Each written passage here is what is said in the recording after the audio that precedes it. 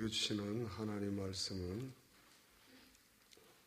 누가복음 10장 25절에서 37절까지 있는 말씀을 보도록 하겠습니다.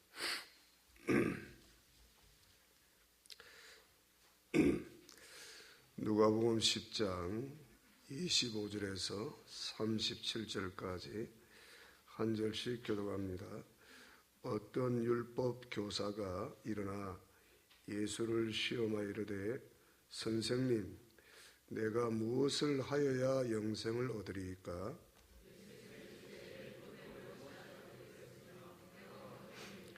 대답하여 이르되 내 마음을 다하며 목숨을 다하며 힘을 다하며 뜻을 다하여 주 너희 하나님을 사랑하고 또한 내 이웃을 내 자신같이 사랑하라 하였나이다.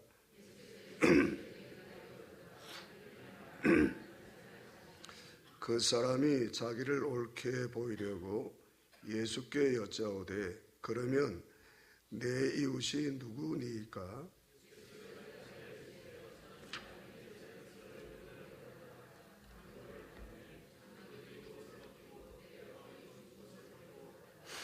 마침 한 제사장이 그 길로 내려가다가 그를 보고 피하여 지나가고 어떤 사마리아 사람은 여행 중에 거기 이르러 그를 보고 불쌍히 여겨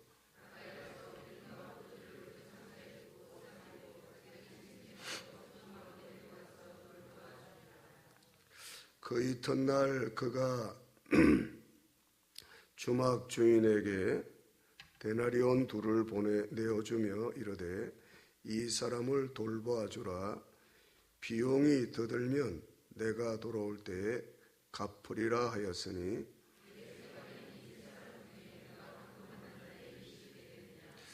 다같이 이르되 자비를 베푼 자니이다. 예수께서 이르시되 가서 너도 이와 같이 하라 하시니라. 아멘.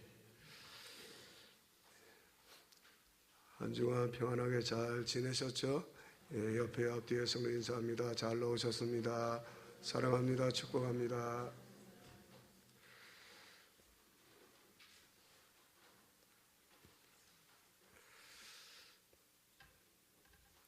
어떤 자매가 회사 동료의 소개로 소개팅으로 한 남자를 만나게 되었습니다.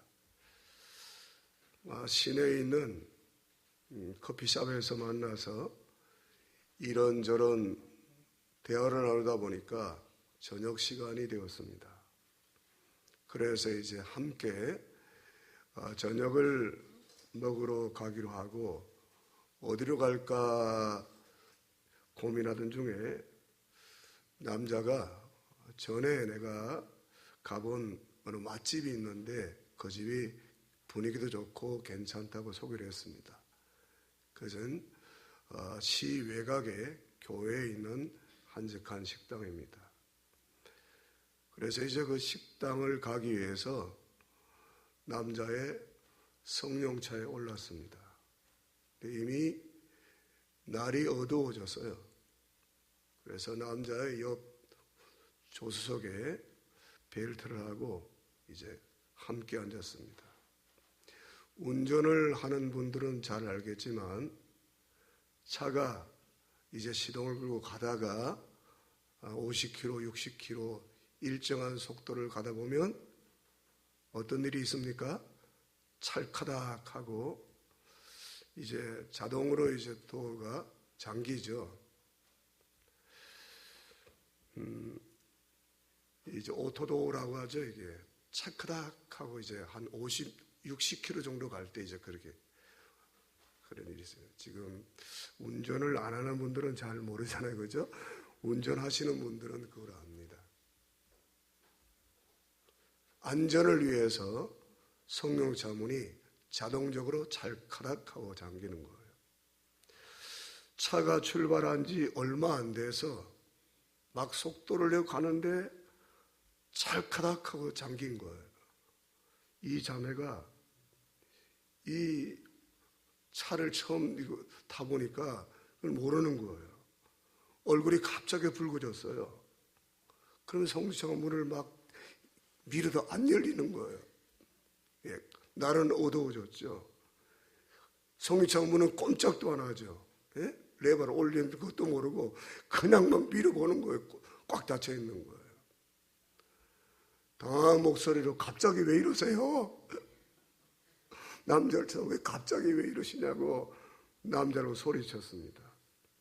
그 말에 운전하는 남자도 무척 당황했어요. 그래서 이렇게 설명했습니다. 차가 한 60km 정도 나가면 안전을 문이 자동적으로 잠긴다. 무슨 소리에 나 60km 안 되는데.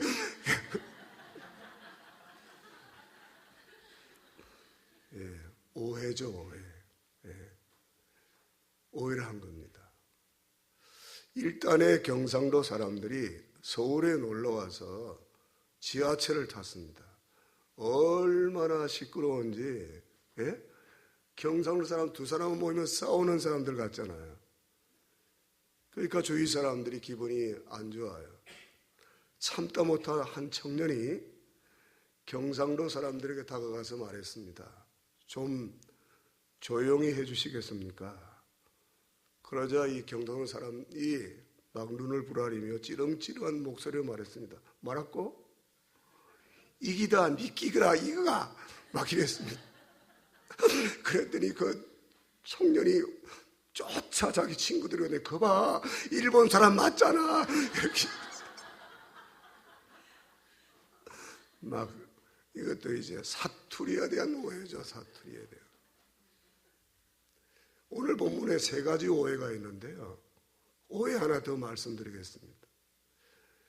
노예 때 어떤 목사님이 60이 저보다 한 3살 아래예요. 아, 이거 패션이 이게 속된 말로 막 죽이는 패션을 하고 왔어요. 구두도 젊은 애들이 신는 빼쪽은 거 있죠. 갈색에다가 넥타이도 그렇고 특히 가방이 막 그 가방이 녹색 가방을 가져왔어요. 그린 색깔로. 나 사모님 거 들고 온 줄 알았어요. 이거 지금 목사님 거예요? 제 꿈이다 이거. 제가 구두도 보고 이거 보고 다 봤어요. 또 머리카락도 스프레이를 해가지고 막 이래 가지고 왔어. 와, 목사님 완전 강남 스타일이네. 제가 그랬습니다. 아, 그래요? 이거 가방 명품 아니에요. 아, 이 옷도 이거 명품 아닌데요. 이분이 오해를 했습니다. 강남 스타일이란 말에 뭐 명품인 줄 알았던 모양이에요. 강남 제비 같다 이 말을 잘못 오해. 저는 강남 제비 같다고 생각하면 이야기했는데 이분은 명품이라고 뭐 이렇게 생각합니다. 오해죠. 우리가 살아가다 보면 오해를 많이 하게 됩니다. 본문에 소개되어 있는 한 율법 교사가 나오는데 다른 말로 서기관이에요. 서기관. 율법을 보존하고 또 가르치는 사람들이죠. 예수님과 대화를 나누는데 예수님이 이제 제자들과 함께 지금 전도 문제로 영혼구원 문제로 대화를 나누는데 갑자기 끼어들었습니다. 이 사람이 초청하지도 않았는데 끼어들었어요. 왜냐하면 예수님의 어떤 약점을 잡으려고 끼어든 거죠. 꼬투리 잡으려고. 자, 25절 말씀을 다시 읽어봅니다. 시작. 어떤 율법 교사가 일어나 예수를 시험하여 이르되 선생님, 내가 무엇을 하여야 영생을 얻으리까? 이 사람은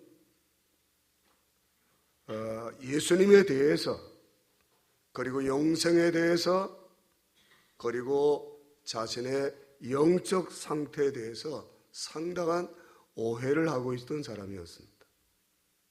예수님을 선생님, 선한 선생님 정도로 생각했습니다. 예. 어느 이스라엘 나라에 랍비들이 많죠.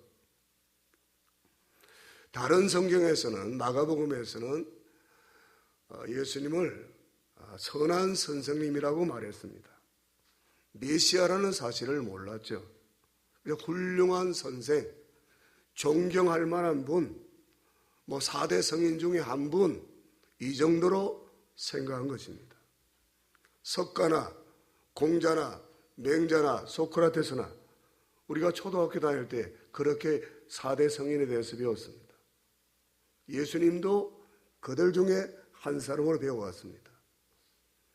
예수님께서 어느 날 가이사라 빌립보 지방에서 제자들에게 물어보았습니다. 세상 사람들이 나를 누구라고 하느냐 물어보았습니다. 더러는 엘리야, 더러는 세례 요한, 더러는 모세와 선지 중에 한 사람이라고 하더이다. 그러면 너희는 나를 누구라고 하느냐 물어봤습니다. 그때 베드로가 고백했습니다. 주는 그리스도시요 살아계신 하나님의 아들이십니다. 고백했을 때 주님께서 매우 기뻐하셨습니다. 그러나 그것을 알게 하니는 네가 아니라 하늘에 계신 내 아버지께서 알게 하셨다. 즉 그때까지 성령께서 주도적으로 역사하지 않으셨기 때문에 그런 고백은 베드로 자신의 어떤 생각에서 나온 것이 아니라 하나님께서 깨닫게 하셨기 때문에, 성령 하나님께 깨닫게 하셨기 때문에 그런 고백이 주어지게 된 것입니다. 여러분들은 예수님을 누구라고 생각하십니까? 오늘 율법을 보존하고 율법을 가르치는 이 지도자가 예수님에 대해서 누군지 몰랐습니다. 그저 예수님의 선한 선생님 중 한 사람으로 생각했습니다. 이 사람은 예수님에 대해서 상당한 오해를 하고 있었습니다. 예수님은 온 세상 모든 위에 주가 되시고 그리고 메시아 그리스도이신 것을 믿으십니까? 예. 두 번째로 이 사람은 영생에 대해서 오해를 하고 있었습니다. 내가 무엇을 하여야 영생을 얻으리까? 영생이 내가 무엇을 해야 얻는 것입니까? 내가 수고하고 노력하고 내 공로로 내 선행으로 내 노력으로 영생을 얻는 것입니까? 결코 그렇지 않습니다. 우리가 지혜사함 받는 것, 구원받는 것, 영생은 우리의 어떤 노력이나 우리의 행위에, 우리의 선한 행실에 있는 것이 아닙니다. 우리가 제사함 받고 구원받고 영생을 얻는 것은 오직 하나님의 은혜의 선물인 줄 믿습니까? 이 사람은 선생님, 내가 무엇을 하여야 영생을 얻으리까? 오늘날도 이 공로주의가 교회 안에 판을 치고 있잖아요. 여러분, 내가 무엇을 잘해서 오늘 구원을 얻는 것이 아니라 구원은 전적으로 하나님의 은혜의 선물입니다. 그러므로 우리가 자랑할 때가 어디 있습니까? 자랑할 것은 오직 예수님의 십자가 외에는 더 자랑할 것이 없는 줄 믿어야 할 것입니다. 이 사람은 영생에 대해서 오해를 하고 있어요. 내가 무엇을 하여야 영생을 얻으리까? 하나님의 은혜죠. 하나님의 은혜로 값없이 저와 여러분이 어렵다 하심을 얻은 자 되었습니다. 그래서 일생 동안 하나님의 은혜에 우리는 감사하는 삶을 살아가야 할 것입니다. 세 번째로 이 사람은 자신의 영적 상태에 대해서 대단한 오해를 하고 있습니다. 자기는 어느 정도 율법을 다 지켜왔고 그리고 어느 정도 율법에 명하는 하나님을 사랑하고 이웃을 사랑하는 삶을 실천하며 왔다고 생각했습니다. 그런데 그것은 지식적으로는 알고 있었지 그에게 행함은 따르지 않았습니다. 진정한 그리스도인이라면, 그리스도가 저와 여러분 안에 계신다면, 오늘 우리가 주님의 제자라면 반드시 우리 삶을 통해서 주님의 사랑이 나와야 합니다. 자비와 긍휼이 없는 사람은 참 그리스도인이 아닙니다. 반드시 그리스도인이라면, 구원받은 하나님의 백성들이라면 반드시 주님의 사랑이 삶을 통해서 증거로 나타나야 하는 것이죠. 그것이 없는 그리스도인은 진정한 참 그리스도인이 아닙니다. 율법 교사처럼 어느 정도 율법을 알고 있었어요. 그런데 지식적으로 알고 있었지, 율법의 그런 근본 정신이 뭡니까? 하나님을 사랑하고 내 이웃을 내 몸같이 사랑하는 건데, 이 사람은 지식적으로는 알고 있었지만 행함이 없는 그런 믿음 생활을 해왔습니다. 그러면 자신을 옳게 보이려고 예수님께 내 이웃이 누굽니까? 물어봤어요. 내 이웃을 내 몸같이 사랑하라 하셨나이다. 그러면 내 이웃이 누굽니까? 그때 예수님께서는 그 사람에게 한 비유를 통해서 진정한 이웃이 누구인지, 우리가 사랑해야 될 이웃이 누구인지 예수님께서 비유를 통해서 말씀하고 있는 거죠. 29절에서 35절까지 한 절씩 다시 교독합니다. 그 사람이 자기를 옳게 보이려고 예수께 여짜오되 그러면 내 이웃이 누구니까?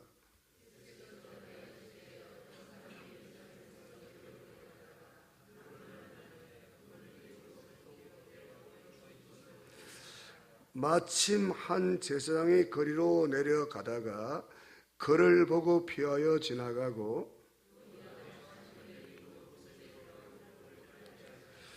어떤 사마리아 사람은 여행 중 거기 이르러 그를 보고 불쌍히 여겨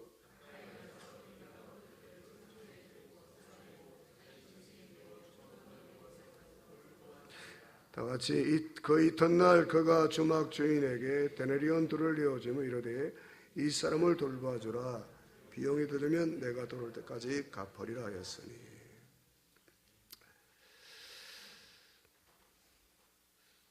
제사장과 레위인은 강도를 만나서 피를 흘리고 죽어가는, 고통중에 죽어가는 사람을 보고 그냥 피하여 가버렸습니다. 그런데 한 사마리아인은 그렇게 피를 흘리며 죽어가는 고통 중에 있는 그 사람에게 다가갔습니다. 그리고 자기를 위해서 이 사막을 먼 길을 여행하는 사람들에게 과거에 필수품이 이 포도주와 기름입니다. 포도주는 상처를 입었을 때 살균 그 소독제입니다. 그래서 왜 우리가 영화 보게 되면 막 병원에 못 가고 그 사람들이 어떤 총을 맞았거나 칼에 찔려 피를 흘릴 때 뭘 붓습니까? 술을 막 붓잖아요. 독한 술을. 그것이 이제 살균을 소독하는 알코올이 효과가 있습니다. 포도주가 그 포도주를 막 부었습니다. 이것은 여행객에게 꼭 필수품인데, 그 다음에 기름은 뭐냐? 기름은 통증을 완화하고 상처를 보호하는 효과가 있습니다. 요즘 마데카솔 같은 데 있죠? 과거에 그런 게 어디 있습니까? 통증을 완화시키고 상처를 보호하는 그런 효과가 기름에 있었습니다. 그래서 얼른 자기를 위해서 아껴둔 소중한 포도주를 다 부었습니다. 그리고 소독을 하고 거기에다 기름을 바르는 겁니다. 상처를, 통증을 완화시켜주기 위해서, 그리고 상처를 보호하기 위해서. 그것으로 끝내는 게 자기 겉옷을 찢어서 상처난 것을 싸맵니다. 여기 겉옷을 찢었다는 말은 안 나오는데 이 34절을 보게 되면 가까이 가서 기름과 포도주를 그 상처에 붓고 어떻게 하고 싸매고 자기 옷을 찢었단 말입니다.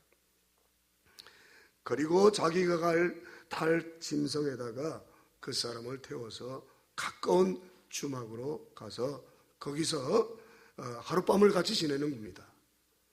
하룻밤을 지내면서 그를 지키는 거예요. 보호하는 거예요. 그리고 그 다음날 급히 어디 갈 곳이 있어서 주막 주인에게 데나리온 2를 줍니다. 이 사람 좀 잘 돌봐주세요. 제가 갔다 오다가 그 정도면 충분하죠. 한 데나리온은 당시 노동자의 하루 일당이란 말입니다. 상당한 금액이죠. 2 데나리온 큰 걸 준 겁니다. 비용이 더 들면 내가 올 때 주겠어. 이 사람 돌봐주시오. 그러면서 예수님께서 내 이웃이 누굽니까? 이 율법 교서기관이 물어볼 때 예수님 네 이웃이 이런 사람이다 이야기하지 않고 강도 만난 사람이 이야기를 합니다. 한 비유를 통해서 바로 강도를 만난 사람, 그들이 네가 돌봐야 될 이웃이다 말씀하는 거예요. 오늘 이 성경에서 볼 때 이웃을 사랑하는 것은 반드시 희생이라는 대가가 따르죠. 진정한 그리스도인은 도움이 필요한 사람들의 이웃이 되어주는 겁니다. 돕는 것도 잘해야 되겠죠, 그죠? 돕는 거 잘해야 됩니다. 율법 교사는 하나님의 말씀에 대한 지식을 갖고 있으면서도 그것을 행하는 데는 실패했습니다. 사마리아인은 유대인들에게 멸시를 당하고 무시당하는 존재였습니다. 유대인들이 사마리아인들을 생각할 때 정말 짐승처럼 생각했던 사람입니다. 상종조차 하지 않았습니다.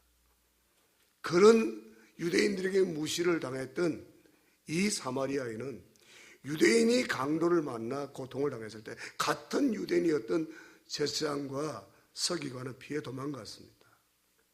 왜 그런가 하면요, 당시 이제 그 예루살렘에서 여리고 내려가는 그 역사적 배경을 알아야 됩니다. 거리상으로는 멀지 않아요. 한 35km 정도. 예루살렘에서 여리고로 내려간. 그런데 그것이 계곡이란 말입니다. 계곡. 그 능곡에 가면 그 언덕 고개가 고개. 이름이 뭔지 아세요? 송장고개입니다. 송장고개. 이름도 거기서 살인사건이 많이 일어났어요. 그래서 가끔 신방 갈 때 여자분들은 혼자 가기 겁이 나죠. 이름도 무섭잖아요. 지금도 있는지 모르겠네요. 송장고개. 거기서 살인사건이 여러 번 있었습니다. 그런데 여리고로 내려가는 길은 피의 길이라, 피의 길. 피를 살인사건이 많이 있었단 말입니다. 왜냐하면 그 예루살렘에서 일을 보고 어떤 물건을 사고 짐을 싣고 이 여리고라는 이제 한 도시로 가는 거죠. 여행객들이. 그래서 여럿이 어울려서 가거나 아니면 어디 여행 가 있는 사람은 호위무사, 요즘 말하면 경호원들을 대동하고 갔어야 했습니다. 왜냐하면 강도들이 매복하고 있다가 물건을 돈을 빼앗고 안 내놓으면 죽이고 그런 일들이 빈번하게 일어나서 그래서 당시 역사적으로 이게 피의 길이다. 이 사람들이 많이 그 숨어 매복하고 있는 강도들에게 살해를 당하고 그러니까 여러분 한 제사장과 레위 사람이 그 보고도 그냥 겁이 간 것은 바로 그런 역사적 배경 때문에 자신들도 저렇게 강도 만나가지고 자신들도 피해를 입고 혹 죽지 않을까 겁이 난단 말입니다. 그래서 겁이 가버린 거예요. 그런 그 역사적 배경이 있단 말입니다. 그런데 이 한 사마리아인은 자기 생명을 생각하기 전에 내 이웃을 내 몸같이 사랑하라 하신 율법의 정신에 따라 그는 자기도 어쩌면 이 강도 만난 사람처럼 자기도 강도에게 자기 가지고 있는 모든 걸 다 빼앗기고 자기도 어쩌면 칼에 찔리고 맞아서 죽을 수 있는데 불구하고 그 사람 다가가서 적극적으로 그 상처를 싸매주고, 그리고 주막까지 데려가서 하룻밤을 같이 자고, 그리고 비용을 주고, 비용이 더 들면 돌아올 때 주겠다. 그러면서 이제 그 비유를 마치면서 예수님이 이렇게 말했습니다. 36절, 37절 시작. 내 생각에는 이 세 사람 중에 누가 강도 만난 자 이웃이 되겠느냐? 이르되 자비를 베푼 자니이다. 예수께서 이르시되 가서 너도 이와 같이 하라 하시니라.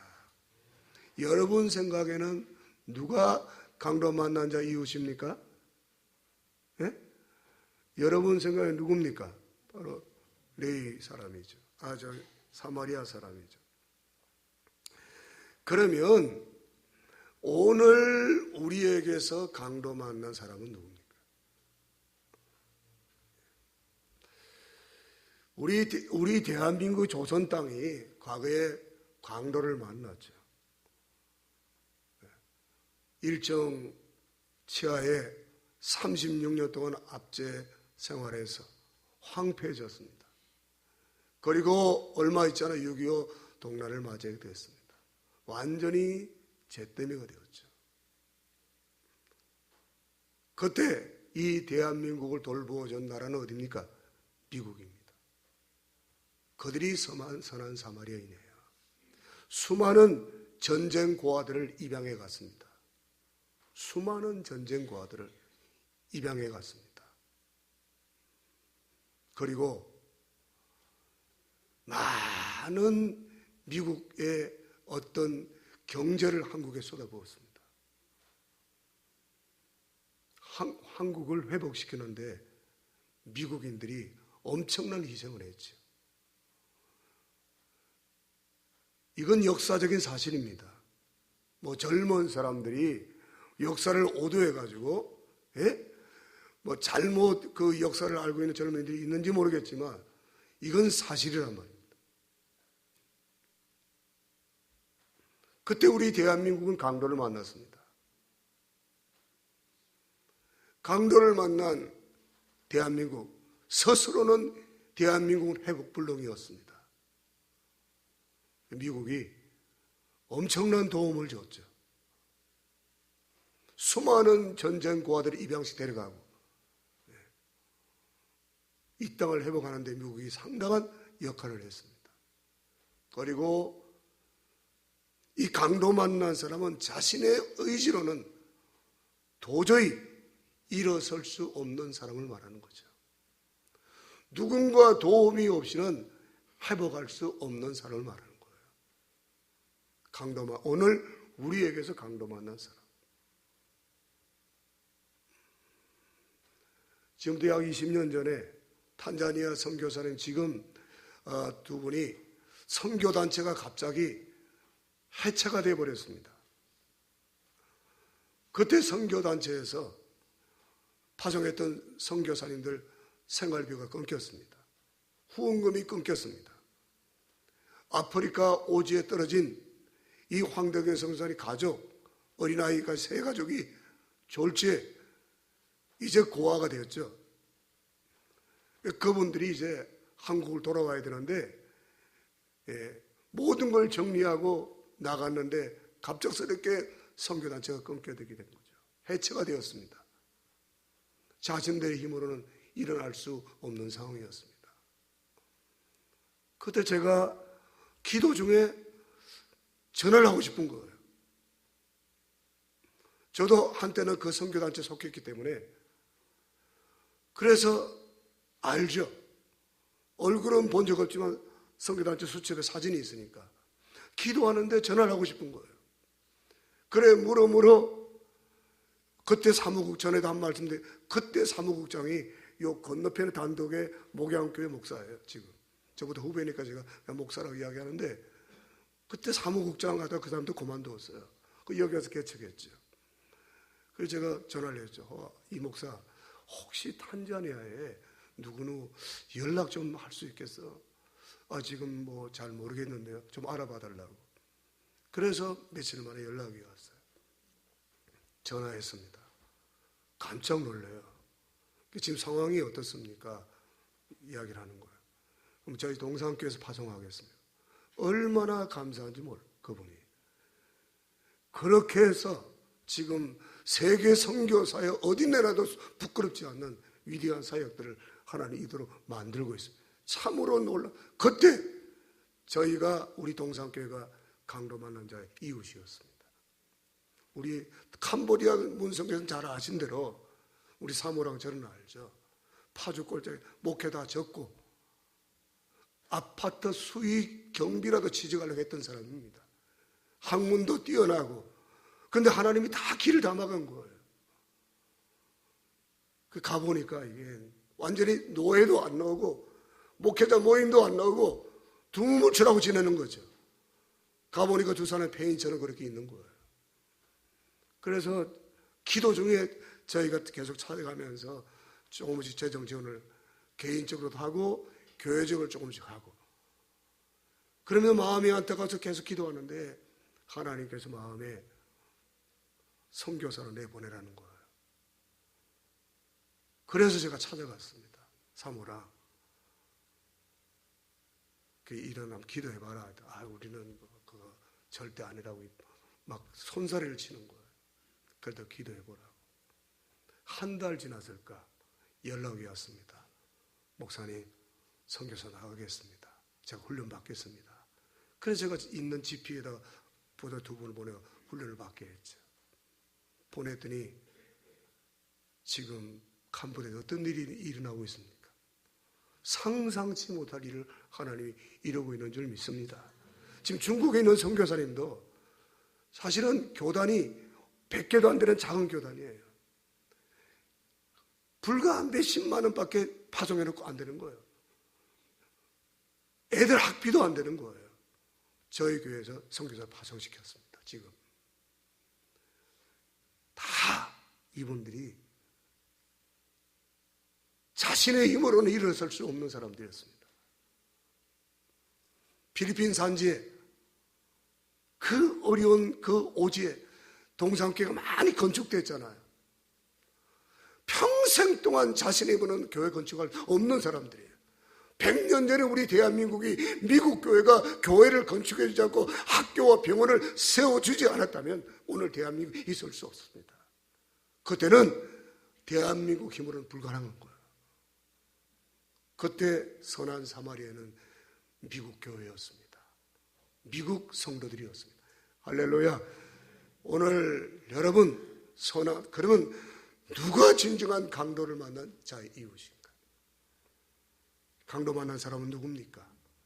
자신의 힘으로는 도저히 일어설 수 없는 사람이에요. 누군가 도와주지 않으면 일어설 수 없는 사람이다. 그런 의미에서 본다면 우리 동산교회가 하나님께서 기뻐하는, 하나님이 기뻐하는 일들이 여러 가지도 많이 있겠지만 저는 이 부분, 자신들의 힘으로는 어떻게 할 사람들을 이렇게 세워서 하나님의 위대한 역사를 이루도록 이것은 참으로 우리 동산교회가 정말 하나님의 상급받을 일이 아닌가 저는 그렇게 생각합니다. 또 한 사람의 강도 맞는 이웃은 누굽니까? 사탄에게 포로되어서 영영한 지옥으로 끌려가는 구원받지 못한 이웃들입니다. 이들을 주막은 오늘 영적으로 교회죠. 전도만 하고 끝나는 게 아니라 그 사람이 한 사람의 주님의 제자로 세워질 때까지, 사랑은 끝까지 책임지는 거잖아요. 그 사람이 내가 전도한 사람이 주님의 제자로 세워질 때까지 책임져요. 선교사님을 파송했으면 우리 교회가 지금 책임을 지고 있잖아요. 끝까지 책임을 져야죠. 그래서 선교사 파송이 쉽지 않은 겁니다. 선교에 많은 예산들을 교회가 쏟아붓지 않았다면 우리 이미 다른 데 땅 사서 큰 성전 지었겠죠. 우리가 그렇게 했다면 우리가 그런 많은 성교에 파송할 수 없었고 그분들을 이렇게 세워줄 수가 없었습니다.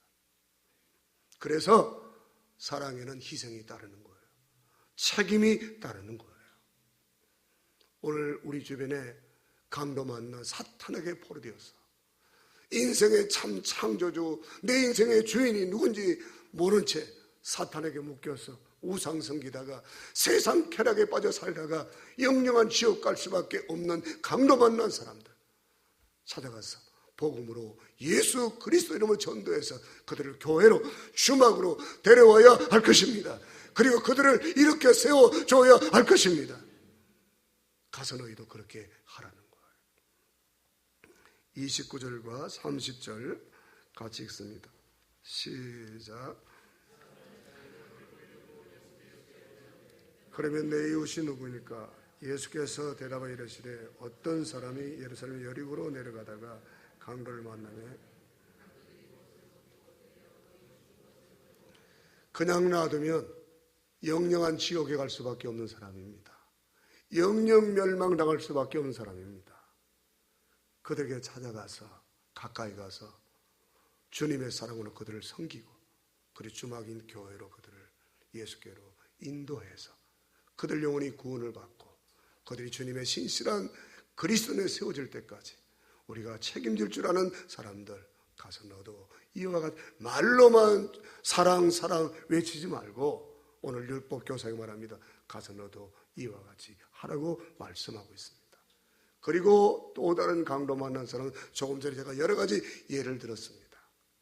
자신들의 힘으로는 누군가 도움이 없이는 결코 일어설 수 없는 사람들. 그들에게 도움을 주는 거예요. 주보에 나와 있는 이야기입니다. 허드슨 테일러 선교사가 어느 날 가난한 집을 방문하게 되었습니다. 그때 그에게는 20ling 6펜스밖에 없었습니다. 가치가 어느 건지 아무리 인터넷 들어가 찾아봐도 잘 안 나오더라고요. 실링과 펜스, 과거 화폐 단위였던 것 같습니다. 그런데 이게 작은 돈 단위는 아니었던 것 같아요. 그가 찾아간 가난한 집에는 갓난 아이를 아는 어머니가 몸져 누워 있었는데 그들의 상태는 하룻밤을 넘기기가 어려웠습니다. 그는 속으로 이렇게 말했어요. 내가 가진 돈이 3실링 6펜스만 있으면 이 가난한 여인에게 1실링을 기쁘게 줄 텐데 아마 1실링 컸던 것 같아요. 그리고 아기 엄마에게 말했어요. 낙심하지 말고 하나님은 자비가 많으시니까 그 하나님을 바라보라고 권면했습니다. 하지만 그의 마음속은 이 위선자야, 이 사람에게 사랑만 하신 하나님을 운운하면서 주머니에 돈을 움켜쥐고 있다니 하는 소리가 자기 내면에 계속 들린 거예요. 말로는 사랑, 하나님 돌봐주십니다, 하나님이 사랑이십니다 말하지만 자기 속에 있는 속에는 이 위선자야, 네가 갖고 있는 돈 가지고 도와주지 않으면서 하나님의 사랑을 운운하다니. 그 내면에 하나님의 음성이 들려왔습니다. 양심의 가책을 느낀 허드슨 테일러 선교사는 아기 엄마에게 가지고 있는 돈 전부를 다 주었습니다. 자기 주머니는 비웠습니다. 단칸방으로 걸어오는 발걸음은 가벼웠습니다. 빈 주머니만큼이나 가벼웠습니다. 집에 돌아와서 하나님께 기도했습니다. 사랑하는 하나님, 하나님께서는 가난한 자에게 주는 것이 여호와께 구워 드리는 것이라고 했습니다. 이번에 빌려드린 것이 오래가지 않게 하여 주옵소서. 그렇지 않으면 저는 내일 점심부터 굶어야 합니다. 다음날 아침 그에게 10실링짜리 금화 하나가 우편으로 우송되어 왔다는 이야기입니다. 같이 합니다. 구제는 여호와께 구워 드리는 것이다.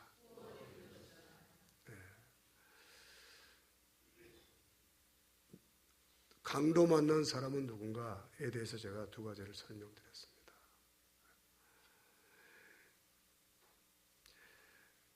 누가복음 6장 38절 말씀 보게 되면 주라 너희에게 줄 것이니 곧 후이되어 누르고 헌더러 넘치도록 하여 너희에게 안겨주리라.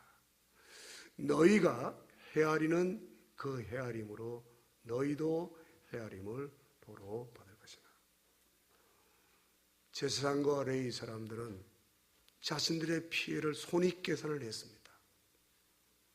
이게 헤아리는 거예요. 근데 사마리아 사람은 계산하지 않았습니다. 아마 주님이 계산한다면 십자가에서 피 흘려 죽으시지 않겠죠. 계산하지 않고 아낌없이 자신의 모든 걸 다 쏟아 부어주셨습니다. 이 선한 사마리아인의 사랑이 오늘 우리 교회 안에, 저와 여러분 안에 넘쳐서 주님 앞에 부끄럽지 않는 그런 그리스도인으로 살아가길 주의 이름으로 축복합니다. 찬양하겠습니다.